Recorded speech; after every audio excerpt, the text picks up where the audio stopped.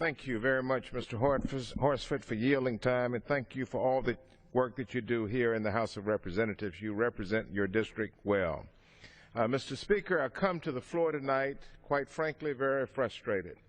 I am frustrated as I stand here right now. Our federal government is shut down. This is the seventh day of a shutdown that did not have to happen. This is political theater at its best or at its worst. And who's paying the price? It's the American people who are feeling the pain. This shutdown has been engineered and manufactured by House Republicans. And anyone paying close attention to what's happening here in the House will come to the quick conclusion that it's not the Democrats who have manufactured this crisis. It is the Republican majority that has done so. There are votes on the floor tonight that could pass a continuing resolution to get this behind us. I can tell you that most, if not all, of House Democrats will vote for a clean CR, and many of my Republican friends would do the same. I dare not call my Republican friends by name, but many of them. I had two tonight to visit with me on the House floor to say that they are willing to do it. But yet Republicans feel that somehow that they can use the budget crisis as a means for defunding the Affordable Care Act. It will not happen. It is the law of the land. It is fully implemented.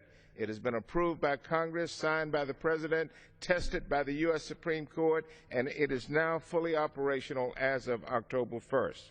Open season for the health insurance marketplace began several days ago, and nearly 3 million people have visited healthcare.gov on the first day alone.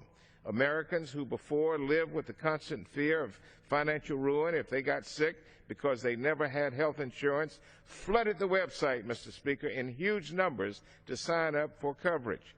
Right now, there are more than 600,000 Americans living in a household forced to file bankruptcy because of unpaid medical bills. More than 60% of all bankruptcies filed last year were because of medical bills that could not be paid. Many people forced to file for bankruptcy because of medical expenses actually had insurance, but were hung out to dry by insurance companies that dropped them from coverage simply because they had that power. Obamacare makes that a thing of the past. Beginning on January 1st of next year, Americans can no longer be denied coverage or coverage for having a pre-existing condition.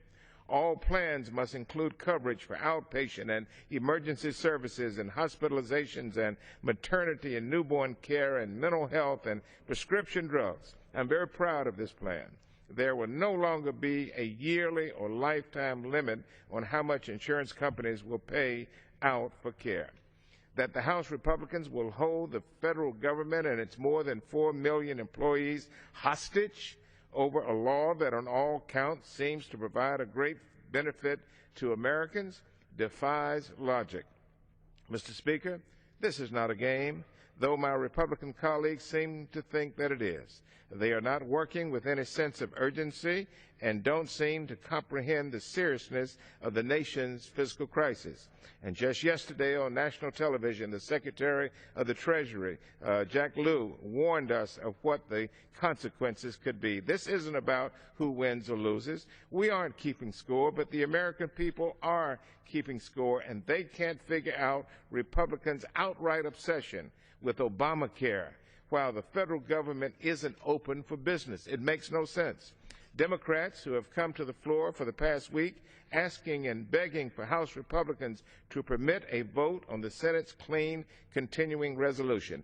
I will repeat for the last time, it will pass this House tonight if the Speaker of the House, Mr. Boehner, will put it up for votes. The votes are here right now to pass the Senate version of the continuing resolution.